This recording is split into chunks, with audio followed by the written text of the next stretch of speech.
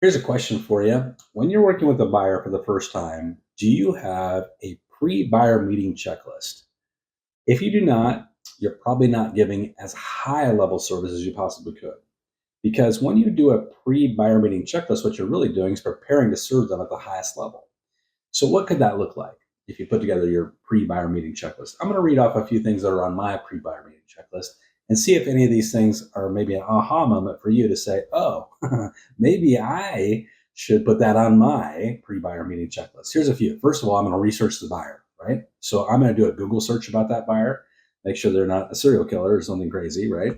You'd be surprised at what will be found. You're going to do a social media search. I want to make sure I know who I'm dealing with. I want to maybe pick up some information that didn't get, talked about my 30-second conversation with them. So social media search and connect with them on social media before you meet with them. If they've already contacted a lender, I'm going to talk to the lender, get familiar with where they're at, what their needs are, what they're looking for in terms of a loan, and what loan types you're going to be looking at. And then I'm going to certainly talk to the person that referred them to me because they're going to know more about them than anyone else. So that's a starting point. Do a little research about the buyer. Might be some other things you're doing that you could add to the list as well. Then I'm going to prepare the buyer. How do I prepare the buyer? I'm going to send them over a qualifying questionnaire. So I'm going to call it my pre-meeting checklist for them. So I'm going to say, hey guys, before we get together, I always send over a little pre-meeting checklist, just 4 or 5 questions that you can answer for me. Really just help me dial in the conversation we're going to have when we get together. Make sure I serve you guys at the highest level. Would you take 5 minutes and do that for me? They're going to say, sure. I'm going to send that over in a JotForm, right? And that's going to have 4 or 5 questions. They're going to shoot it back to me, just like you do with a doctor. Every doctor does this. We're going to elevate our standards to that same level, right? Then I'm going to look at the market stats. I want to make sure that they're familiar with the market before we meet.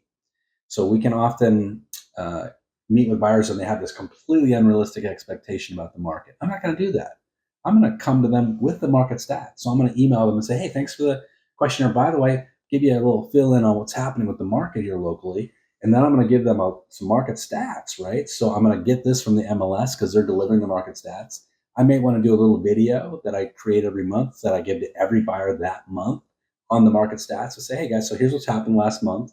You're not necessarily taking a position, you're just delivering the data to them. And then that's going to help them reformulate the way they're thinking about the market. Then, of course, we're going to get into that haves and wants criteria list. We're going to talk about what their haves are, what their wants are, going a little deeper about why they want the things that they want. If they say they want a 4-bedroom, well, why do you want the 4-bedroom, right? We want a half acre. Well, why do you want the half acre? I want to be in the school district. Well, tell me why. Is there a specific reason? So let's dig a little deeper, peel that onion a little bit more. We might discover some things that are going to help us help them, okay? And then we're going to add them to our buyer drip campaign. We've pre-built a video buyer drip campaign. We're going to start to get a series of little 1 minute, 2 minute videos from us talking to them about the process of buying a house because we're an ultra pro. We're not an amateur. We're the highest level pros in the market, right? We're going to take it to the next level. And then I'm going to prepare my buyer presentation, right? I want to customize it for them, knowing what I know now, add a few slides, take a few slides away, so that when we meet, I'm going to say, hey, before we go out and start looking at homes, can I just take a 10 minutes and walk you through kind of what we call a buyer strategy session? I want to make sure you kind of get the lay of the landscape here and what's involved in buying a house in this local market. Would you be cool with that? And remember, now we got to do a buyer presentation for another reason too, because we need to get a buyer representation agreement signed. So I'm going to go through my buyer presentation. I'm going to get my buyer representation agreement signed. And I'm also going to include my success portfolio. My success portfolio is a separate booklet that I put together. This could be a pre-meeting booklet as well. It could have went out to them immediately before they arrived at my office, or in that pre-meeting questionnaire that I sent over, where it's going to show off all the successes that I've had with other clients over the year and testimonials. So I'm selling them on working with me, right?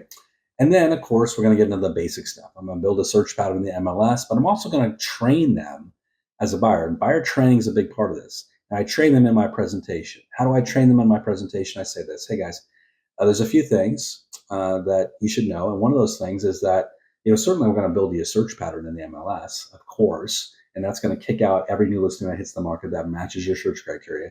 But we're going to go much, much deeper than that. I'm going to leave no stone unturned looking for the perfect property for you. So I'm going to look at for sale by owners. I'm going to look at expired listings. I'm going to be networking with other agents in the community about coming soon listings.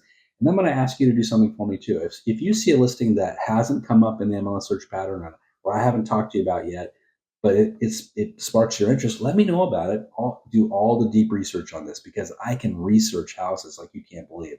I have access to 14 different databases. You'll know more about that house than the seller knows about it before I'm done. I'm going to really dive deep into those houses. And of course, the basics are that I'm going to confirm every appointment. I'm going to make sure the front desk knows that my client's coming in at 2 o'clock. Here's their names. Make sure we call them by name. Let's be professional. Let's make sure we have a conference room reserved. Let's make it the best experience possible when I'm meeting with a buyer. What if we did that every single time? You think your close rate's going to go higher? It absolutely will go higher because you're acting like a professional you deserve to be. Guys, if you want more ideas like this, join us over at eRealEstateCoach.com. Check out the Path Performance Coaching. $1 for your first month. And we're going to load you up with tons of ideas and strategies just like this one. Love to have you over there. Have a great day. Good selling.